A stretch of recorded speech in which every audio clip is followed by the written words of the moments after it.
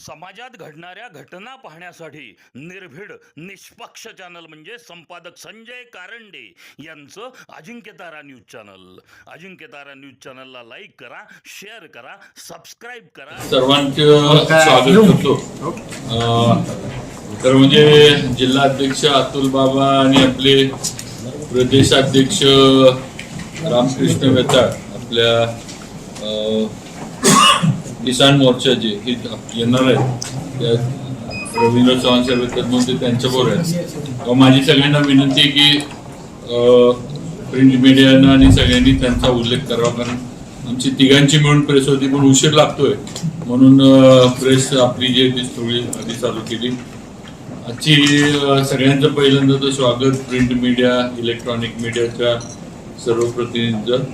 आजची प्रेस जी आहे ही शेतकरी कर्जमाफी योजना हे पुण्यश्लोक अहिल्यादेवी होळकर कर्जमाफी योजना आणि त्याच्यानंतर जे वीज बिल माफीचा निर्णय सन्मान्य महाराष्ट्राचे मुख्यमंत्री देवेंद्रजी फडणवीस साहेब यांनी जाहीर केला त्या संदर्भात आजची प्रेस कॉन्फरन्स या ठिकाणी पक्षाच्या वतीनं आणि सरकार महायुती आणि भाजप यांच्या वतीनं बोलवले. आपल्याला सगळ्यांना माहीतच आहे की पुण्यश्लोक अहिल्यादेवी होळकर शेतकरी कर्जमुक्ती योजना ही राज्य सरकारनं नुकतीच जाहीर केली आणि या योजनेतनं महाराष्ट्रातल्या 53 लाख शेतकऱ्यांना 37,000 कोटींचा लाभ हा मिळणार आहे. त्याचबरोबर राज्यातील शेतकऱ्यांचं यापूर्वीचं 48,000 कोटींचे वीज बिल जी होती थकबाकी ही सुद्धा राज्य सरकारनं आणि मुख्यमंत्री महोदयांनी देवेंद्रजी फडणवीसांनी माफ करण्याचा निर्णय घेतलेला आहे. त्याप्रमाणे त्यांनी निर्णयाची घोषणा पण केली आहे. आज ही योजना जाहीर झाल्यानंतर काही त्यातल्या अटी शर्ती पण होत्या. त्यानंतरच्या ह्याच्यामध्ये अधिवेशनाच्या काळामध्ये आपल्याला माहिती आहे की मुख्यमंत्र्यांनी त्याच्याबद्दल पण सूतोवाच केलं आणि त्यांनी त्या अटी शर्ती पण बऱ्याचशा त्यातल्या ज्या त्या कमी केल्या. यामध्ये राज्यातील 56 लाख शेतकऱ्यांना 37,585 कोटी रुपयांचा लाभ देणारी पुण्यश्लोक अहिल्यादेवी होळकर शेतकरी कर्जमुक्ती योजना ही एक ऐतिहासिक योजना आहे. त्यामध्ये महात्मा ज्योतिराव फुले शेतकरी कर्जमुक्ती योजनेत 50,000 रुपयांचा लाभ मिळाला. शेतकऱ्यांसाठी सुद्धा हे पुण्यश्लोक अहिल्यादेवी होळकर योजनेतनं पहिल्यांदा 50,000 रुपये देण्याची मर्यादा होती ती काढून टाकली आहे. आता या शेतकऱ्यांना सुद्धा 2 लाखापर्यंत कर्जमुक्तीचा लाभ हा मिळणार आहे. तसंच नियमित परतफेड करणाऱ्या शेतकऱ्यांसाठी 2026-27 मध्ये कर्जाची उचल करून वेळेत परतफेड करण्याची अट सुद्धा ही रद्द करण्यात आली आहे.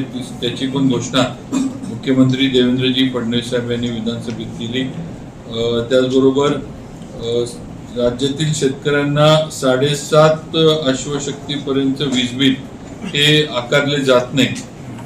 मात्र त्यांच्या वीज वापराची 48,000 कोटीची जुनी थकबाकी ही आतापर्यंत तशीच होती.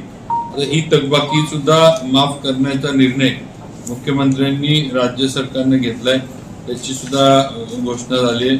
मला वाटतं जिल्ह्यातील थोडं आपल्या जिल्ह्याला काय फायदा झाला याचा तो थोडं मला आपल्या सर्वांसमोर मांडायचंय.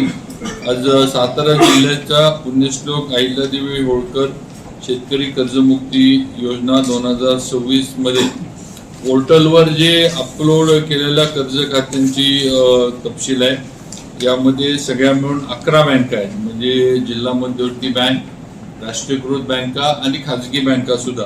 यामध्ये ICICI फेडरल आहे, बाकी राष्ट्रीयकृत मध्ये SBI, bank of Maharashtra, bank of Baroda ह्या सगळ्या बाकीच्या बँका आहेत. अशा सगळ्यांचं मिळून आपल्या जिल्ह्याला साधारण 53,736 खातेदारांना 569 कोटी रुपये एवढा लाभ शेतकरी कर्जमाफी योजनेमध्ये मिळालेला आहे. आणि मला वाटतं हा एखाद्या वेळेस आतापर्यंतच्या झालेल्या सगळ्या कर्जमाफीच्या ज्या योजना झाल्या, ज्या काही 2-3 झाल्या आतापर्यंत, तर सगळ्यात मोठा लाभ हा आताच्या शेतकऱ्यांना असेल किंवा आहे असं माझं नक्कीच ठाम मत आहे. आणि आज आपण जर बघितलं तर सातारा जिल्हा मध्यवर्ती बँकेचीच कर्ज खात्यांची संख्या 41,421 आहे. आणि मग बाकीच्या बँका आहेत, काही 485 आहेत, काही IDBIचे 1,035 आहेत खातेदार, SBIचे 1,051 आहेत, बँक ऑफ महाराष्ट्राचे 4,905 आहेत, ICICI बँकेचे 372 आहेत, फेडरल बँकेचे 21 आहेत, बँक ऑफ इंडियाचे 3,447 खातेदार आहेत. असे वेगवेगळे आहेत. याचं हे झालंय, सर्व पात्र शेतकऱ्यांनी ॲग्री स्टॅकची नोंदणी करून घेण्याबाबत आवाहन करण्यात येऊन जिल्ह्यातील सर्व तालुका सहाय्यक निबंधक सहकारी संस्था यांना तालुका स्तरावर मेळावे आयोजन करण्याबाबत सूचित करण्यात आले. म्हणजे ज्यामुळं लोकांना पण माहिती मिळेल किंवा काही अडचणी असल्या ऑनलाईन वगैरे, कारण हे सगळं जे आहे हे DBTच्या माध्यमातून होणार आहे. याच्यामध्ये कुठेही कमिशन खाणं, कुठेही शेतकऱ्यांची गळचेपी किंवा शेतकऱ्यांची अडवणूक, राजकीय याच्यातनं कुठं मुद्दा म्हणून आडवी कर्जमाफीची लाभ मिळू नये अशा पद्धतीचं ह्यात काही होऊ नये म्हणून हे सगळं जे आहे DBTच्या माध्यमातून राज्य सरकार आणि मुख्यमंत्र्यांच्या सूचनेप्रमाणे, आदेशाप्रमाणे केलं जातंय. वीज बिल माफीच्या बाबतीत पण जिल्ह्याचा विचार केला तर ऑक्टोबर 2024 पूर्वीचं 7.5 HP त्यापेक्षा कमी क्षमतेच्या कृषी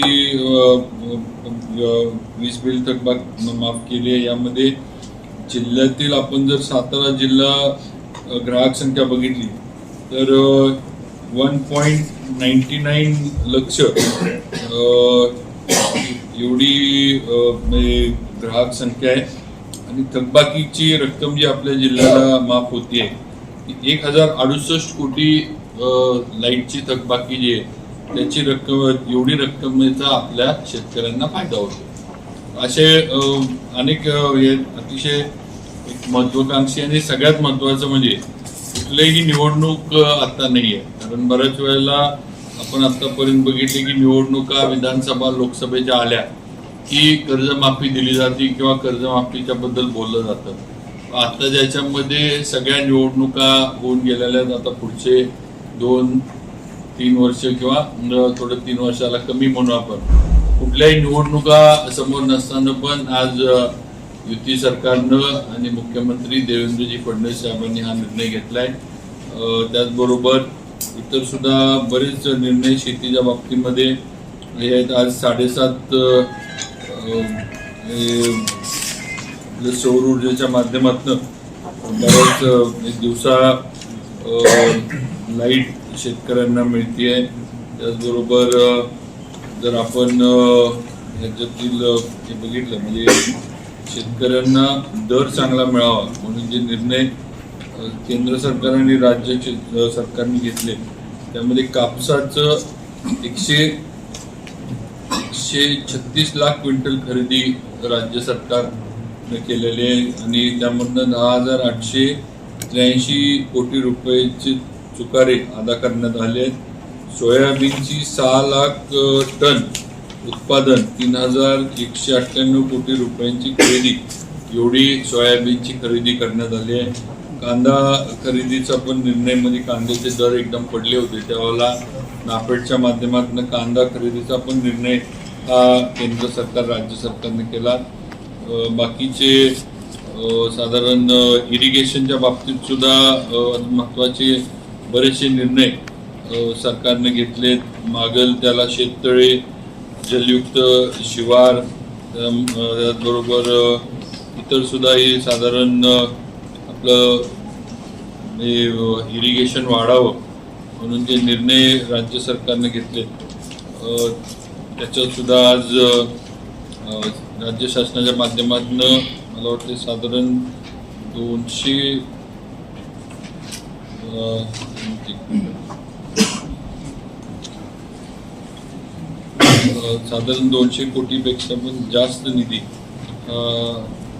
हे करण्यात आलं. मी त्याचा आकडा आपल्याला देतो. असे बरेच हे सगळ्यात महत्त्वाचं म्हणजे आज या योजनेचा लाभ हा दोन्ही शेतकरी सक्षम व्हावा, समृद्ध व्हावा आणि शेती टिकली पाहिजे या ह्याच्यातनं हे दोन्ही निर्णय अतिशय हे राज्यावर सगळ्यांवर परिणामकारक ठरणारे निर्णय आज देवेंद्रजी फडणवीस साहेबांच्या नेतृत्वाखाली घेतले गेलेत आणि नक्कीच याचा मोठ्या प्रमाणावर जिल्ह्याला पण लाभ झालेला आहे आणि राज्यातल्या पण शेतकऱ्यांना याचा लाभ झाला. समाजात घडणाऱ्या घटना पाहण्यासाठी निर्भीड निष्पक्ष चॅनल म्हणजे संपादक संजय कारंडे यांचं Ajinkyatara news channel. Ajinkyatara news चॅनलला लाईक करा, शेअर करा, सबस्क्राईब करा.